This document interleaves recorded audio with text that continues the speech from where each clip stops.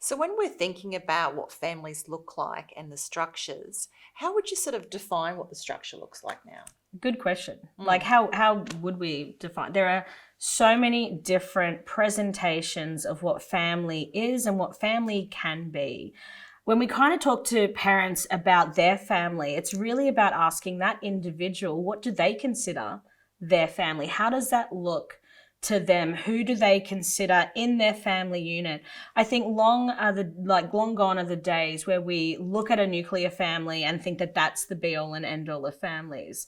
They present in many different ways. And we really want to kind of support parents to understand what they consider family. And I suppose normalise their structure, whether it be different to the next door neighbours or someone else from school or whatnot, not to compare themselves, and really consider their own values and what's important to their family unit is going to look different to each of us, because they can be blended families, they can be co-parenting families, they can be extended families. They're all going to look different, aren't they? I think first things first, we really want to look at how families present and the spectrum on how families present. We do have nuclear families. We have the nuclear family with the mum and the dad and the kids and the siblings.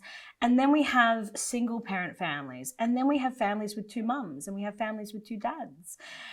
We have families where kids are getting raised by grandparents. We have families where kids are getting raised by older siblings. We have foster families. We have adoption. We have so many different ways that families present, and diversity is good.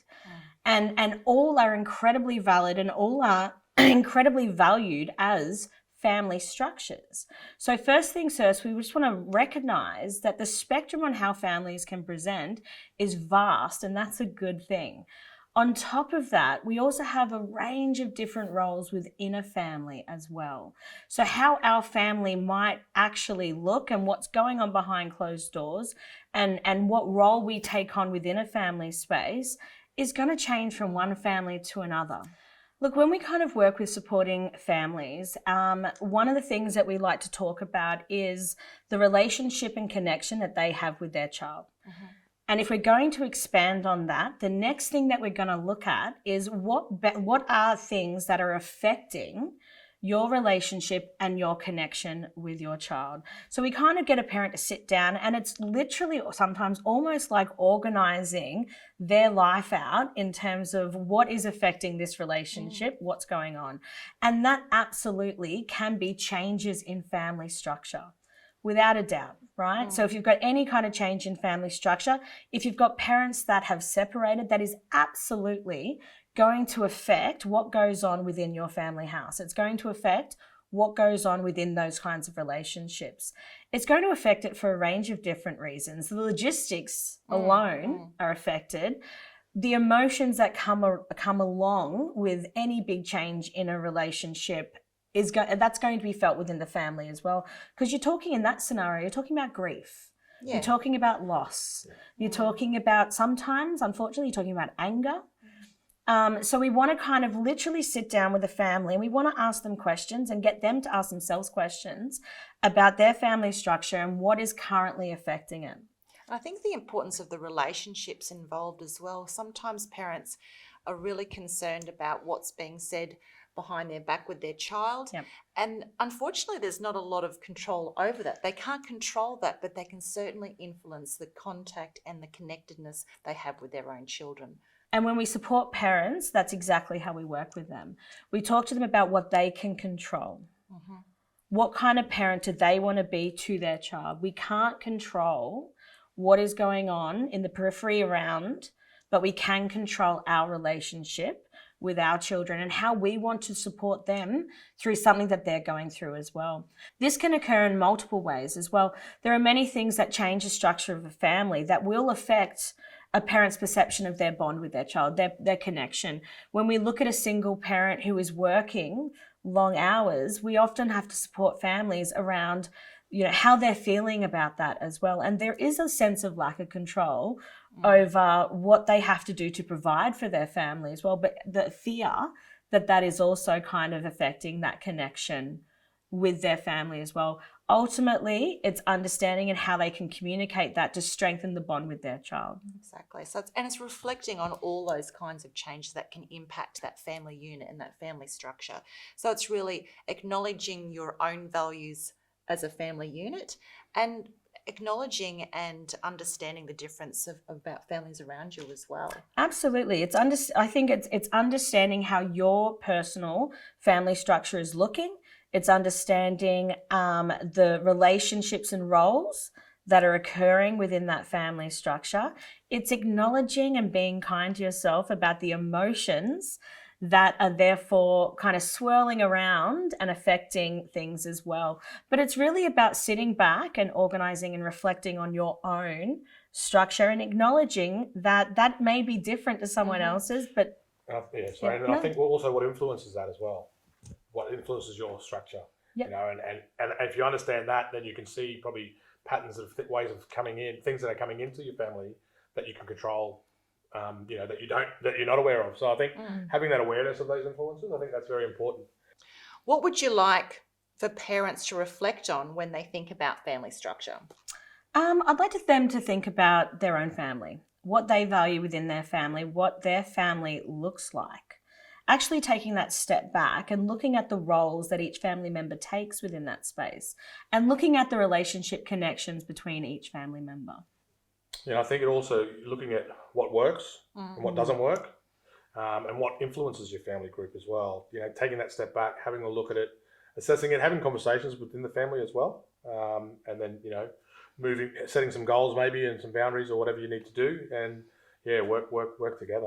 I think it can be a really actually great family exercise as well, when we kind of sit down with our kids and we actually ask their perception as well. Like, how do you perceive mum? What do you see my role in this family being? What do you think my role is in supporting you?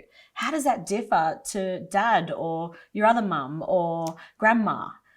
Like actually kind of looking at every kind of person's perspectives in the family, and if they differ, they might not, they might. Absolutely. And I think it's also even reflecting upon your history of family. Like everyone has an experience of family and a parenting experience, whether they're a parent or not. It's how they've been parented, and it's how we look at our values and how we connect it with each other as a family. And I think going back to what you were saying before, Kim, that evolves as well and changes. And I suppose with social media and all these other things influeing it, it's evolving in very rapidly as well. Absolutely. Well, and it evolves as our kids grow, right? Like what they need from us, how much they need from us, what our role is for them. You know, there's the big part of our kids' lives when they're young. Our role is to protect them, to keep them safe. That is going to change at a certain point to become a role of like supporting them towards independence as well. So our roles are going to change, and the people within our family may change as well. Families definitely have struggles. Family structures will change through divorce, through multiple things that can be incredibly difficult to navigate as well. So, Jeff, what are some of the Aboriginal and Torres Strait Islander families can do to embrace their difference in their communities? I think, you know, understanding your place, where you sit in that.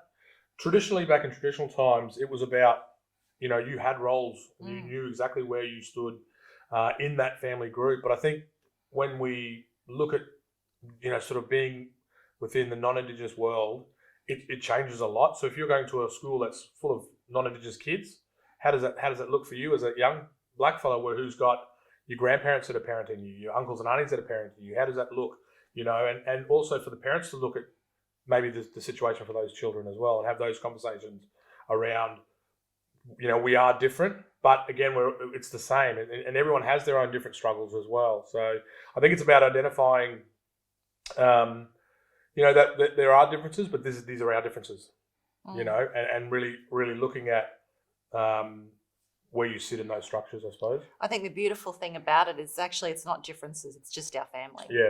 That's true. Yeah, and I suppose even just saying that, you know, this is the way we are, this is our mob, this is how we relate to the rest of the world, sort of thing, you know. So and I think for me, having that understanding, you know, I grew up not thinking I was grew up, because we didn't speak language, you didn't sing or dance, do corroboree or do art or anything like that. But we grew up in a strong family structure, and I knew where I stood going through my timeline of my life. And it wasn't until I got older when I started understanding culture. Hey, I did grow up in culture, Yes. but you weren't told that this is what we're doing. This is just how it was. Yeah. And it was very different to how my white friends were growing up. But I didn't have to share that with them. Yeah, because that was us, and we were happy. I grew up, As with a part big of who family you group. are So and who your family yeah, are. definitely. It's how families perceive themselves as well. Indigenous culture has changed and it's evolving, and it's people talking about getting back to their cultural roots and what that looks like. And for us, traditionally, it's about community, about going back to tribal or clan, and how do we get back to that? And for us, nuclear families, it almost doesn't exist. We're from a larger family model, I suppose. The 2.5 sort of doesn't fit for Indigenous families. We've got and the way the hierarchy of things as well, with grandparents coming in and looking at how they manage families as well. Some of the kids get moved to their uncles and aunties, and culturally, parents are not just your parents; they're your uncles and aunties as well. So you might be disciplined by your uncles and aunties more so by your parents. So it's different again, and who you call uncle and auntie and who you call mum and dad, again, that changes. And also because the Aboriginal culture is very diverse, and Torres Strait is very diverse, that's different again. So it depends on what community you're going to, what they call each other, and so it's and then try and fit that into the non-Indigenous model. It's very tricky. So it can be tricky, and I think that extended family is important, because sometimes that can actually be in other cultures and backgrounds as well, not just Aboriginal and Torres Strait Islander. And I think that looks very different for a lot of families, and how to navigate some of the changes, especially when there are family breakdowns, and we've got children who are going maybe from other caregivers, a grandparent or kinship care from other members of the family, and that not only is something that's happening with Aboriginal or Torres Strait Islander families, it's happening across the board as well. A lot of our young kids are parentified, so they're looking after the older brothers and sisters are actually in a parenting role for some of their younger siblings, and especially if they move into care, or if they move out of and they moved into. I was working in the foster care space, and a lot of our siblings that were still together, the older ones were actually getting up and making breakfast in the foster care homes. So they were our kids are very parentified. Our demographic, our age demographic, we've got a lot of young people and a lot less elders. So those younger people, having children younger. So a lot of our young people are actually stepping into the roles of being parents. What's the best way for a school or a family or a service like Parentline to understand how to best support an Indigenous family? As I was saying, it's so diverse. So I suppose you have to understand the family and their background, and because one family may be from the Torres Straits and they have different rules around parenting, and if they're from the desert, it's different again, and they're from this urban where they don't have a lot of connection to culture. So I think it's about asking questions and understanding where they're coming from and what their family background that is. individual family. And I think that's across the board for everyone. You could have Polynesian families and Islander families come in, and they've got these different ways and mechanisms of managing families. So I think it's like anything, you just have to look who you're working with and ask those questions. So. And I'd be afraid to ask them. Yeah, that's exactly right. Absolutely. Yep. And the other part of it is that don't expect Aboriginal people to have all the answers because you're working with Aboriginal families. That's another thing too. And sometimes blackfellas don't want to talk to other blackfellas when it's coming to these serious issues, because you look at our medical centres that we have, a lot of blackfellas, well, not a lot, but Aboriginal people won't go to those medical centres because their family works there. Yes. Yeah. So if they're going for something like mental health, or they're going for family breakdowns, they won't want to go there because people gossip. Like, it's unfortunate, but that's, we have this thing where, families will seek external services. But unfortunately in the external services, they'll want Aboriginal faces in there to deal with the Aboriginal problem, but they don't always want to talk to Aboriginal people. So is it that concept of having every individual family having their individual structure, but then having that added layer of community? Yeah, I think so. Within that space. I suppose you have to set it up in the sense that, you have to be flexible. It's that flexibility, right? And it's, what we're talking about, going back to that nuclear family. that's not going to work for everyone because we've got these different Mhm. structures. But Yeah. you have to be flexible. But in the same time, you can't be too flexible that it gets out of control. So you have to sort of have to have bigger boundaries, I suppose, when you're dealing with these situations. So what's the best way to support the primary caregiver in that space to help them understand how to work within their family? Yeah, that's a tricky one because who am I to tell them how to work in their family? Yeah. You know, it's and if the family, it becomes. I suppose it's just asking the individual, the person, how does it work within your family group, Yeah. and then if they're coming to you seeking help because it's not working there, then you have to give them other options. Mhm. You know, but you can't sort of, because then the family, in certain cases, the family will disown them as well.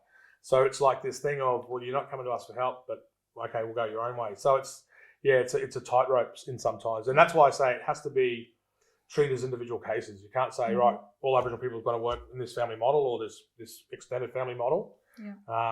You know, because, and again, they might be just single parents Mm. with no family. At all. They might have moved from up north down to Brisbane to get away from all their mom.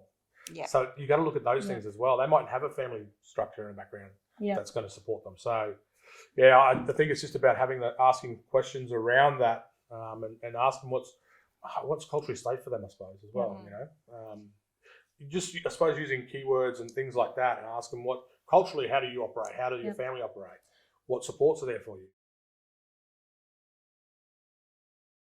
So when we're considering family diversity and structural changes and differences, what are some of the practical tips that parents can do to support this?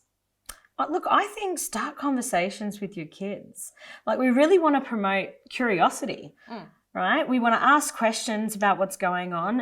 And I think a really big thing as well is, like, don't be afraid to say, I don't know. Don't be afraid to research things together, to learn together, to evolve our opinions together. I think we want to be careful and super aware of the language that we use. And we really want to promote that respectful space and acknowledgement of diversity.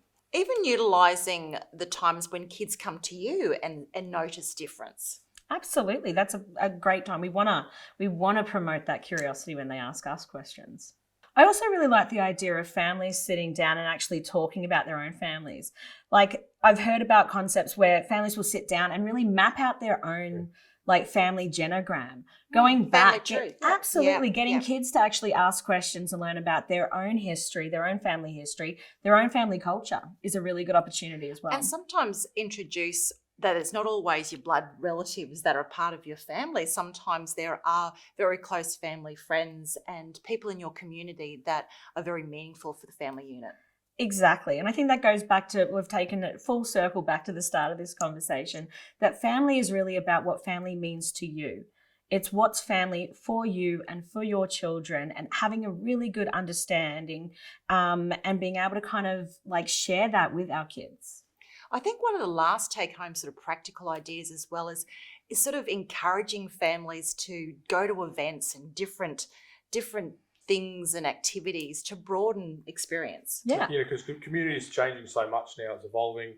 You know, it's not how it was in the 70s where everything was, you know, just one way. I think, you know, there's so Not mum, much dad, and the kids there's so anymore. much cultural diversity out there. There's so many organisations. We've just finished sort of celebrating NAIDOC Week this week, you know, and there's so many different events in that space, you know, with the LGBTQI community. They have big events and festivals and things like that you can attend. You know, there's so many different festivals that you can look up in the, you know, online or in the papers and things, and find out where these things are happening, and take your kids along, show them that diversity, lead them, you know, and you mightn't have the answers as well, but you know, you could be learning with them, and that's such a powerful thing. And I think the most important thing really as well is that if we are feeling stuck, there is help out there for us as well. I think Parentline is a great service. There's great stuff There's coming heaps through. of literature as well around, you know, diversity, around cultural diversity, around gender diversity. You know, I think nowadays gone are the days of just the basic storybooks of the nuclear families. You know, there are storybooks now with the two mums and the two dads in the stories, and it's talking about what love is to these young Absolutely. people, what safety is, what, you know, what all these things are. So there are on that practical scale, there is literature you could find that you could utilise to help start these conversations as well. And I think those age-appropriate books are fantastic because it not only provides information, but it's giving a time for a parent and child to have that connective time. Yeah. So bringing it all back together, one of the key factors I think in this whole conversation is working together as families, working with kids, asking questions, raising that curiosity, getting out there, understanding diversity as a whole in the communities, and really having that awareness and respect for others.